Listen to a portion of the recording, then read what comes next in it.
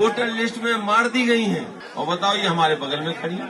ये वीडियो देखा आपने, अखिलेश यादव हैं, वो कह रहे हैं कि किस तरह से जिंदा लोगों को मृत घोषित कर दिया गया है।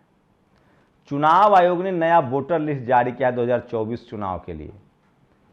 23 जनवरी को लिस्ट आया और उसमें जिंदा लोगों को मार दिया गया। और सबसे हैरानी की बात है कि वोटर लिस्ट में सबसे ज्यादा दलित और मुसलमानों के नाम नहीं है। भानु प्रताप सिंह की माने तो 11 करोड़ दलित और मुसलमानों का नाम हटा दिया गया है। नमस्कार, मैं शंभू कुमार सिंह और आप देख रहे हैं नेशनल दस्तक। सोचिए, जिस देश में जाति के नाम पर दलित और मुसलमानों का वोट के लिए नाम हटा दिया जाए, ये कौन अधिकारी होंगे? ये चपरासी से लेकर चीफ जस्टिस तक इस देश में जो सिस्टम बना हुआ है वो अपने ही जाति के पार्टी के लिए काम करता है। और सोचिए, अखिलेश यादव लगातार आगाह कर रहे हैं कि किस तरह से आपका नाम काटा जा रहा है। इसलिए आप अपना नाम जरूर चेक कीजिए कि आपका नाम वोटर लिस्ट में है कि नहीं। भानु प्रताप कहते हैं 11 करोड़ लोगों का नाम हटा दिया गया है। तो ये सबसे बड़ी खबर है। दूसरी सबसे बड़ी खबर है, सोचिए किस तरह से लालू यादव, हेमंत सोरेन को फंसाया जा रहा है। अब तक जाति देखकर लगातार मायावती, अखिलेश यादव, लालू यादव, हेमंत सोरेन, शिबू सोरेन सबको बदनाम किया जाता है।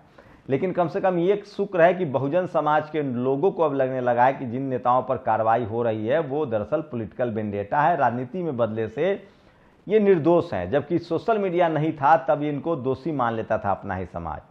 लेकिन इन नेताओं की भी कम गलती नहीं है। ये जो नेता फंस रहे हैं इसकी सबसे बड़ी वजह है कि इनके सारे सलाहकार, इनके मीडिया वाले दोस्त और इनके सारे अधिकारी सवर्ण होते हैं और इनको मकरजाल में फंसा देते हैं। तो ये तमाम बड़ी खबरें। और सोचिए, ये वीडियो देखिए। राजस्थान में बुर्का पहनकर मुस्लिम समाज की लड़कियां स्कूल नहीं जा सकती हैं, लेकिन उसी राजस्थान में एक शेड्यूल कास्ट की टीचर ने कहा कि 26 जनवरी पर भगवान का क्या काम है, पूजा पाठ का क्या काम है। इस दिन तो बाबा साहब अम्बेडकर, महात्मा गांधी, भगत सिंह, सुभाष चंद्र बोस की तस्वीरें लगनी चाहिए।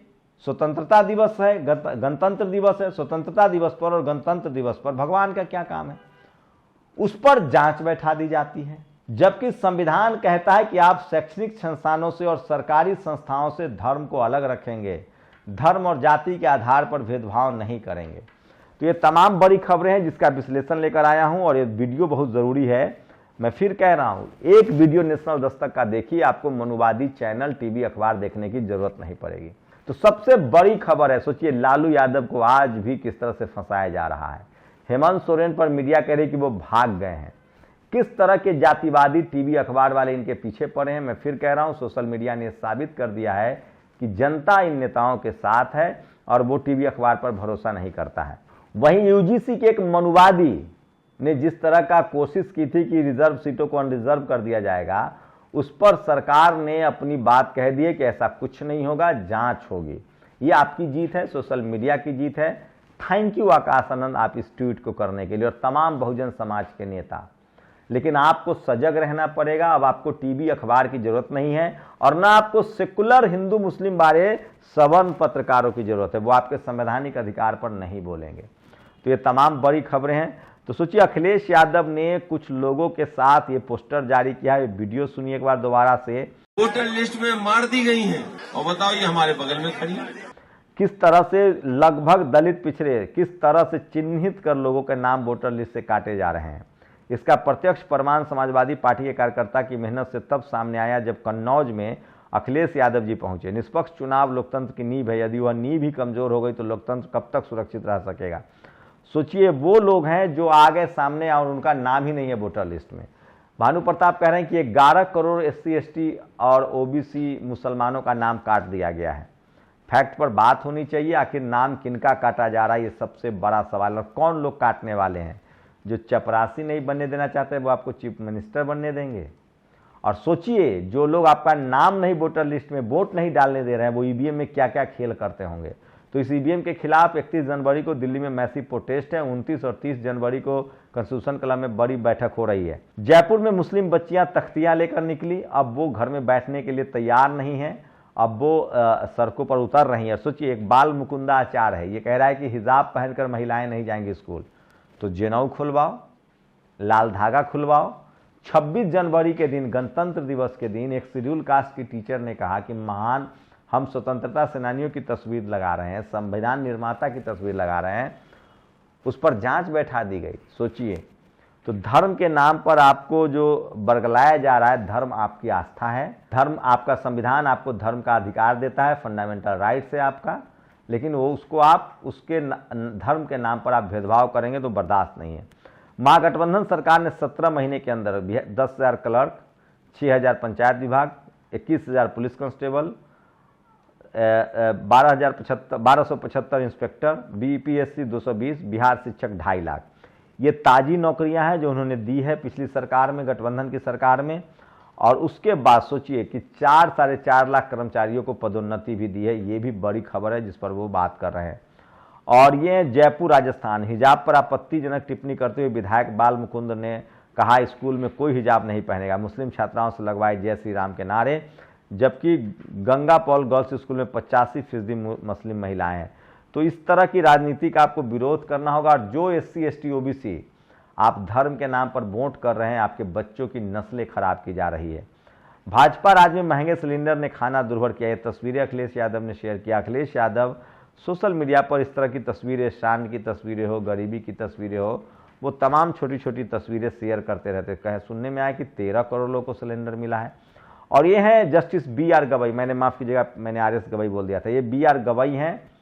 और इन्होंने कहा साफ साफ कि मैं जो भी हूँ बाबा साहेब की वजह से हूँ। सुप्रीम कोर्ट में जज हैं और अब 3 सुप्रीम कोर्ट में शेड्यूल कास्ट के जज हो गए। OBC के लोग अभी भी जज नहीं बन पा रहे हैं। तो सोचिए, किसान कम्युनिटी के जज नहीं हैं, OBC के जज नहीं हैं, अल्पसंख्यक समाज के जज नहीं हैं, शेड्यूल कास्ट के लोग अपने संवैधानिक अधिकार के लिए लड़ रहे हैं, तो वो जज भी बन रहे हैं। लालू यादव से जिस तरह से पूछताछ हो रही है उसको लेकर लगातार प्रतिक्रिया है।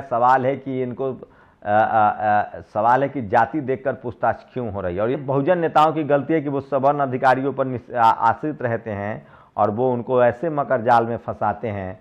तो जब तक बहुजन समाज के नेता सवर्ण अधिकारियों से दूरी नहीं बनाएंगे, वो इनकम टैक्स और ED के जाल में फंसे रहेंगे। चुनाव आयोग EVM को लेकर समाजवादी पार्टी लगातार आंदोलन कर रही है। और सोचिए, देखिए किस तरह से एक प्रतिनिधि मंडल जो है वो चुनाव आयोग से मिला। चुनाव में EVM के माध्यम से मतदाताओं को धोखा देने का मामला सबूत सहित आज मऊ के जो समाजवादी पार्टी के नेता हैं उन्होंने कलेक्टर से मुलाकात की। जिस तरह से नाम काटे जा रहे हैं, ये भी बड़ा फैक्टर है। सोचिए, जो नाम काट दे रहा है वो आपको EVM गलती नहीं करता होगा। ये उन्नाव की तस्वीरें हैं जहां सड़क में जो गड़बड़ियां हुई है, जो उसको लेकर अखिलेश यादव ने ट्वीट किया है। तो अखिलेश यादव लगातार यूपी में जो गड़बड़ियां की खबरें हैं उसको लगातार ट्वीट करते रहते हैं। तो यूपी में अगर आपको खबर देखनी है तो अखिलेश यादव का ट्वीट देख लीजिए। और सोशल मीडिया पर सोचिए, राहुल गांधी ने UGC नीट का मुद्दा उठाया है। दिलीप मंडल ने पूछा है कि सर, आपकी सरकार होती और कपिल सिब्बल होते ना, तो ये पता भी नहीं चलता, लागू भी हो जाता। ये तो बीजेपी है जो कर नहीं पाती, लेकिन दोनों सरकारें बहुजनों का हक छीन रही है। जय हो विजय हो, एकता में बल है। UGC और यूनिवर्सिटी में दौड़ना चाह रहे हैं, इसलिए जागते रहो, एकलव्य और सम्मुख से बचाना है। तो दिलीप मंडल को बहुजन समाज के लोगों ने अगर फॉलो करना शुरू कर दिया तो संवैधानिक अधिकार तो कोई नहीं छीन पाएगा। और लगातार UGC को लेकर जिस तरह से आपने ट्वीट किया, सोचिए बोलने से क्या नहीं होता है। जब तक बहुजन समाज बोलेगा नहीं, लिखेगा नहीं, तब तक उनका हक अधिकार जो है वो नहीं मिलने वाला है। इसलिए मैं कह रहा हूँ कि किसी कीमत पर अपने संवैधानिक अधिकारों के लिए आवाज़ उठाते रहिए। और 50,000 से ज़्यादा लोगों ने ट्वीट कर दिया, सरकार की चूल हिल गई। और सरकार कह रही कि अब जांच कराएंगे। ये वही UGC का चेयरमैन है जो कल तक JNU का वाइस चांसलर था और JNU का भट्ठा बैठा दिया। केशव प्रसाद मौर्य के घर के आगे बैठे हुए दलित पिछड़े ये टीचर हैं। 6800 शिक्षकों की भर्ती का मामला है। 69,000 शिक्षक भर्ती में 6800 आरक्षण सीटों की गड़बड़ी की गई थी। अब जिनको गड़बड़ी जिनके साथ हुआ था वो अपना मांग रहे हैं अधिकार और रिजर्वेशन मांग रहे हैं और भर्ती मांग रहे हैं। तो सोचिए, ये है वो बहुजन बेटी और ये है शुभम पाठक जो लगातार फर्जी खबरें चलाता है। बहुजन समाज की बेटी ने, सोचिए, ये कह रहे हैं हिजाब पहन के नहीं आना, एक कह रहा है कि वहाँ भगवान के पूजा पाठ करो स्कूल में। तो समझिए किस तरह से। और ये जहाँ जलवा ही है बाबा साहब का सुप्रीम कोर्ट में। चीफ जस्टिस ऑफ इंडिया ने प्रधानमंत्री को बाबा साहब की तस्वीर भेंट की। ये भी सोशल मीडिया पर सबसे बड़ी खबर है जो वायरल है। और मैं इसलिए कह रहा हूँ कि सोशल मीडिया ही सच्चा मीडिया है, सोशल मीडिया ही बहुजन मीडिया है। और यह है छोटे भाई सत्येंद्र सिंह लोहिया जिनको पद्मश्री सम्मान मिला है, ये स्पेशल प्लेयर हैं और इन्होंने देश का नाम रोशन किया है, समाज का भी नाम रोशन किया है। सत्येंद्र लोहिया के कई इंटरव्यू आप नेशनल दस्तक पर भी पुराने देख सकते हैं। तो यूजीसी को लेकर आज कांग्रेस ने इसको लेकर बड़ा प्रदर्शन किया, बड़ी प्रेस कॉन्फ्रेंस की है, लेकिन सवाल है कि ये लोग तब क्यों नहीं बोलते थे जब इनकी अपनी सरकार थी। तो बहुजनों को अपनी सरकार चुननी पड़ेगी। और हेमंत सोरेन और लालू यादव को जिस तरह से ईडी को लेकर मामला चल रहा है, उनके समाज के लोग उनके साथ खड़े हैं। दलित पिछड़े आदिवासियों को लगता है कि उनके नेताओं को फंसाया जा रहा है। हंसराज मीणा ने लिखा है कि आदिवासी समाज ही नहीं, पूरा बहुजन समाज, अल्पसंख्यक समाज हेमंत सोरेन के साथ खड़ा है और उनको बदनाम न किया जाए। जबकि सोचिए किस तरह से उनको भगोड़ा कह रहा है मीडिया वाला। और बामन मिश्राम जो है वो चुनाव आयोग के खिलाफ प्रदर्शन करने वाले हैं। ये तस्वीरें सोशल मीडिया पर शेयर कर रहे हैं लोग कि एक बड़ी रैली हो सकती है, बड़ा प्रदर्शन हो सकता है 31 जनवरी को। तो ये वो तमाम बड़ी खबरें जो सोशल मीडिया पर वायरल है। और ये देखिए लालू यादव के समर्थक किस तरह से ईडी दफ्तर के पास ही पहुंच गए। तो वो जमाना गया जब आप दलित पिछड़ों को जेल में डाल दोगे। अब उनके समाज के लोग भी उसके साथ हैं, क्योंकि उसकी सबसे बड़ी वजह है सोशल मीडिया, बहुजन आंदोलन। तो ये तमाम बड़ी खबरें थी जो आज सोशल मीडिया पर वायरल। वहीं इंटरनेशनल जस्टिस कोर्ट ने कहा है कि इजराइल को तुरंत युद्ध रोकना पड़ेगा, क्योंकि वो गलत तरीके से युद्ध में निर्दोष लोगों की हत्या कर रहा है। सबसे बड़ी खबर है जो सोशल मीडिया पर वायरल है। शुक्रिया। नेशनल दस्तक की आपसे गुजारिश है कि अगर इसको बचाना चाहते हैं तो नेशनल दस्तक को सब्सक्राइब करने के लिए रेड कलर के सब्सक्राइब बटन को दबाएं, फिर बेल आइकन की घंटी दबाएं। नेशनल दस्तक को बचाने के लिए बहुत जरूरी है कि हर खबर को शेयर करें, लाइक करें, कमेंट जरूर करें।